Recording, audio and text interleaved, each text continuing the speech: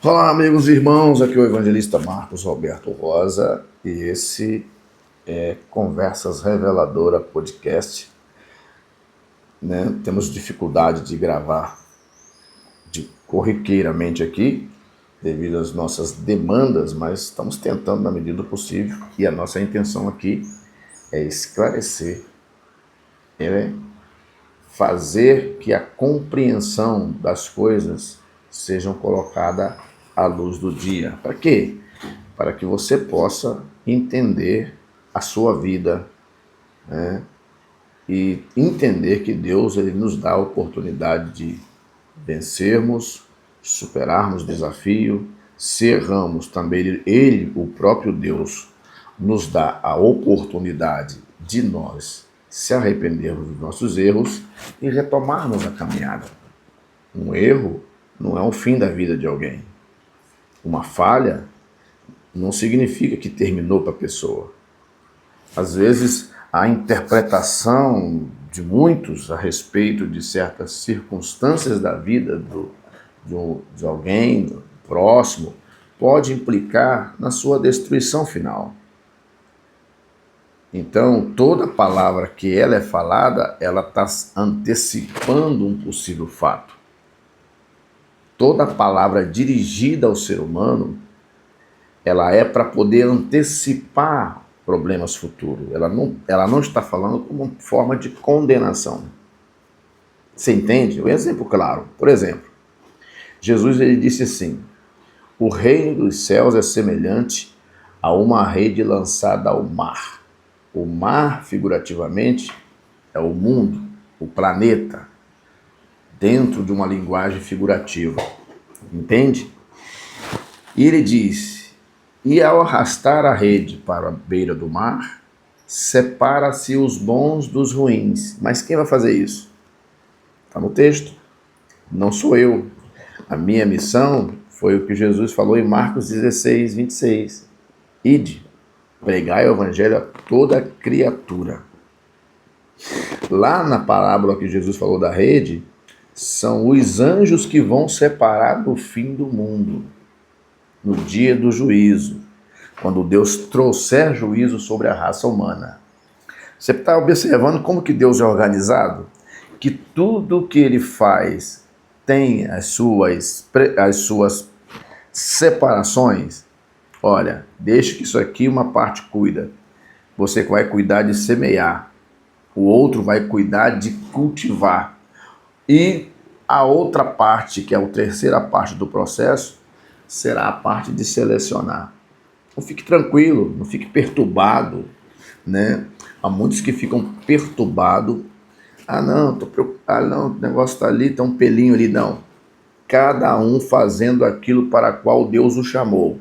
Não vai haver perturbação, não vai haver nenhum tipo de desconforto.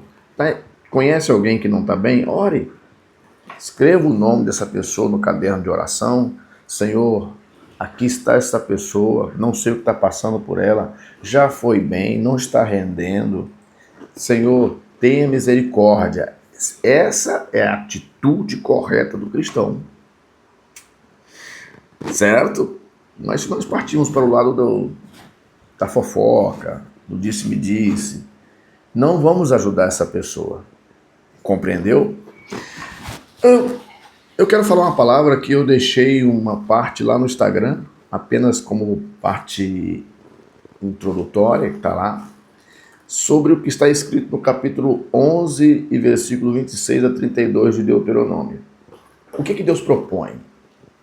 Ele propõe a bênção e a maldição. Ele fala para os filhos de Israel, logo que saem da escravidão, atravessam o Mar Vermelho, ao começar a se estabelecer na terra prometida. Eis que coloco sobre vós a bênção e a maldição. Se obedecer os meus mandamentos, terão a bênção. Se desobedecer os meus mandamentos, terão a maldição. Mas eu faço a seguinte pergunta: por que o ser humano prefere a maldição? Vamos ler o texto? Bom, primeiro que Deus sempre tratou o ser humano como um ser responsável por suas escolhas. O ser humano tem um direito de escolha, né? Primeiro ponto. A bênção e a maldição são apresentadas com clareza. Deus não confunde, não engana ou manipula. Ele mostra os fatos. Bênção para os que ouvem e obedecem os mandamentos. Maldição para os que não obedecem. Está claro do texto, no versículo 27 e no versículo 28 do capítulo 11 de Deuteronômio. Princípio espiritual. Deus não impõe o caminho. Ele te dá o direito de escolha. Ele revela o caminho. Olha, o caminho que vai te levar à vida é esse aqui. Só que dentro da nossa mente nós criamos Isso é coisa nossa. E tem uma parte que é nossa, e quando nós expomos isso, o inimigo vem e trabalha em cima disso. Porque todo aquele que tem a Deus como seu protetor tem um inimigo destruidor, invisível também. Muito bem. O problema não é do homem, ó. O problema do homem não é a falta de informação. Isso não é não, porque tem demais. É resistência à obediência. Não está sozinho, a humanidade está aí. Você vai encontrar com seu amigo ali fora que não tem a mesma crença que você.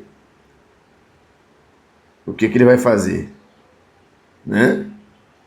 Ele não vai concordar com o seu estado de obediência, você andar alinhadinho, limpinho, cabelo penteadinho, cheirosinho, cheirosinha. Impecável. Aparentemente, brota-se no outro também aquele sentimento, não precisa disso tudo e tal. Você, se tiver um pouco debilitado espiritualmente, ou você não, as suas intenções não estão muito boas, você por um momento pode cair nessas armadilhas, tá? Então, a aplicação prática do primeiro ponto. Muitos querem a bênção de Deus, mas rejeitam o processo da obediência. O grande problema da sociedade está aí, né? É a disciplina. Quem quer disciplina? Tá? Segundo ponto, a desobediência nasce no coração inclinado ao desvio. Deus lá no Éden não apontou a coisa certa, mas eles escolheram o improvável, por curiosidade, por querer saber, por querer experimentar. E nos trouxe até essa situação. Né? O desvio não começa nos pés, começa aqui no coração. O coração humano, quando não é governado por Deus, tende à autossuficiência, tomar decisões por si só, à rebeldia, à troca do eterno pelo imediato. Quem não quer Quem não quer dar um pouquinho de razão para o corpo, para a carne? De fazer umas coisas erradas, de cometer uns errinhos. Quem não quer? E nesse momento em que a nossa mente decide errar, existem muitos elementos que contribuem para isso. O cenário, as pessoas, o momento, tudo isso acaba conspirando a favor dessa pessoa para que ela possa cair na armadilha do inimigo. E depois que cai, vem outros fatores terríveis, porque o inimigo ele vai te atacando por camadas, mas você acaba dando um jeitinho para ele, né? Jeremias 17:9, enganoso é o coração. Mas por que muitos escolhem a maldição ao invés da bênção? Porque a maldição parece mais fácil. Exemplo aqui, você pega aí dá à pessoa um caminho de 1 quilômetro e um caminho de 10. O caminho de 10 quilômetros é todo iluminado. O caminho de 10 quilômetros, ele tem as avenidas todas bem pavimentadas. O caminho de 10 quilômetros tem segurança em todos o seu perímetro. Está entendendo? Presta atenção. Já o caminho de 1 quilômetro, ele tem bestas feras, não tem segurança, não é bem iluminado. Sua pavimentação está cheia de escoriações, de buracos, deficiências que podem prejudicar a mobilidade dessa pessoa. Mas é 1 quilômetro.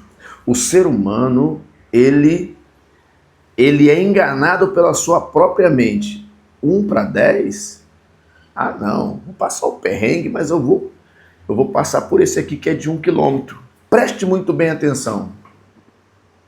Muitos seres humanos, eles não querem o processo. Eles querem aquilo que seja rápido demais para si.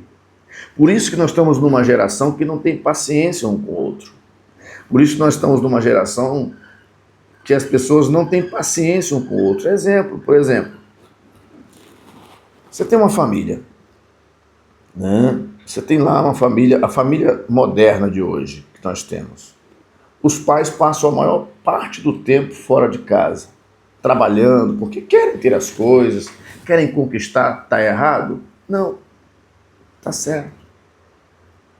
Deus dá ao ser humano, seja ele homem ou mulher, a oportunidade de buscar e conquistar. O problema do ser humano é que ele não consegue administrar a si mesmo. E administra grandes corporações, grandes empreendimentos, consegue ser habilidoso ou habilidosa em grandes empreendimentos, mas quando é para administrar a sua própria vida, ele tem dificuldade. Uma vez eu, na condição de técnico profissional da área da elétrica, eu fui atender uma residência num fim de ano. Hoje eu não gosto muito de atender residência. Estou na área industrial, automação industrial, não dá tempo de conciliar os dois. Mas houve uma época que eu atendi muita residência. E eu estive numa residência e a dona da casa estava em casa. E ela tinha 2 crianças, entre 7 e 8 anos de idade. Uma menina e um menino, se não me engano. Eu estou trabalhando, a gente está trabalhando, a gente não se mete em questões de família. Dali está as crianças jogando travesseiro uma na outra, coisa normal de família. Coisa normal de uma criança, de uma família que está normalizada ali, que brinca, que as crianças jogam tapete, jogam almofada uma nas outras e tal. As crianças estavam brincando na sala, jogando, um correndo atrás do outro, né? Jogando almofada. Imagine bem que essa pessoa, antes de ter a gravidez, ela sonhava com essas coisas. Criança correndo, um brincando com o outro, mas quando veio a vida prática mesmo, a pessoa não suporta. A senhora disse, eu não vejo a hora da fábrica voltar a trabalhar novamente. Eu não suporto essas crianças. Percebeu o problema do ser humano? Ela prefere o mal, não é? Indiretamente, ela não quer isso. A pessoa não quer o mal para os seus filhos, mas indiretamente ela acaba provocando, abrindo a porta para o mal, quando ela diz que não quer, que não vê a hora de voltar a trabalhar por não suportar as crianças. Passa a semana inteira fora de casa. Quando chega em casa, não consegue ouvir o filho. Não sabe se ele está bem na escola dominical, na escola secular, não sabe como estão suas notas, não consegue conversar, não consegue dialogar, não consegue ouvir as reclamações das crianças. E a criança às vezes quer conversar, quer perguntar. A criança tem uma faixa etária que ela gosta de perguntar de tudo. E às vezes até enche a nossa paciência. Gosta de perguntar de tudo. Faz numa caneta dessa aqui uma centena de perguntas. Essa caneta é vermelha e vai perguntando. Essa senhora, ela estava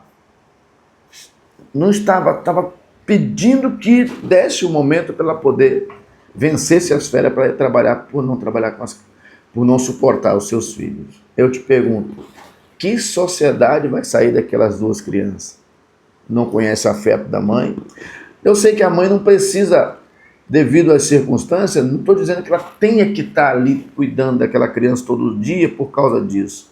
Mas no momento que ela tiver a oportunidade, desde a sexta-feira até o domingo, Abraça, conversa, dialoga, pergunta como está, deixa a criança rolar por cima, deixa a criança brincar. E a criança quer, naquele momento que ela está atravessando a sala, correndo para lá e para cá, ela está chamando de alguma forma a atenção, mas é coisa de criança, é o jeito da criança chamar a atenção. E muitos pais, nesta geração atual, não têm paciência com seus filhos.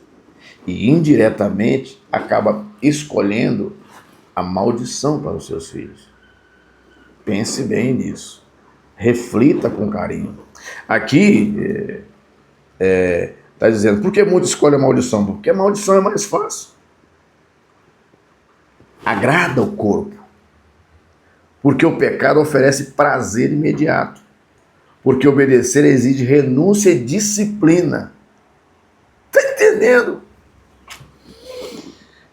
A aplicação prática. Quem não vigia o coração, escolhe caminhos que parecem bons, mas termina em morte espiritual. Terceiro, a influência de outros deuses, né? Outras crenças. Era disso também que Deus queria evitar aquela geração. Hoje o ser humano ele quer aceitar tudo, né? Se tudo que é demais acaba tombando o lugar de Deus. Existem outros deuses que nós não percebemos. Um deles é o dinheiro. As pessoas, a maior parte do seu tempo, trabalham por causa de quê? Do dinheiro. Né? Outra coisa é o egoísmo, o ego. A pessoa pensar em si mesmo. É um tipo de Deus também. Outra coisa, o prazer. Há indivíduos que esquecem que a vida de maturidade ela vai chegando e que alguns caprichos nossos nós temos que ir deixando. Porque a nossa estrutura mental ela está amadurecendo. Mas ele quer ser garoto, ela quer ser garota ainda. E isso acaba trazendo problemas graves. Quarto, o poder. Essa aqui é a parte pior. Você não está vendo aí na classe política, jurídica, nas grandes autoridades, o que está acontecendo? A condição vergonhosa que nós estamos vivendo. Então o poder, a briga pelo poder, é uma maldição terrível. O relativismo moral. Isso aqui está muito... Esse relativismo moral deveria ser explorado, estudado por muitos dos nossos irmãos, porque isso aqui está implicando até na vida da igreja. E a igreja está perdendo o seu real papel, está perdendo a sua identidade por causa disto aqui, de relativismo moral. Perfeito, vamos ficar por aqui. Esse assunto é grande, ele é terrível. Então, você tem a oportunidade de escolher o que é bom, mas quando você vai escolher o que é bom, existe uma disciplina, existe o preço. Não é difícil. Nós que colocamos na nossa cabeça que é ruim. E a bênção é maravilhosamente bem. Quando você envelhecer, você vai ter uma boa velhice, sabendo do teu esforço, da tua luta, daquilo que você fez para que o seu ambiente fosse um ambiente de paz para você, para sua esposa, para os seus filhos, para a sua família, para as suas futuras gerações e para a sociedade. Que Deus abençoe a sua vida em tudo. É apenas uma prévia de um assunto tão interessante que nós precisamos explorar para que o nosso entendimento seja clareado, conforme diz o apóstolo Pedro. Deus abençoe. Fique com Deus. Peço a você que ao final desse vídeo se inscreva, curta, comente, compartilhe, né? E nos ajude a crescer como canal, para te ajudar muitas outras pessoas a chegar ao entendimento de Cristo, à estatura de Cristo. Deus abençoe a todos, no nome de Jesus.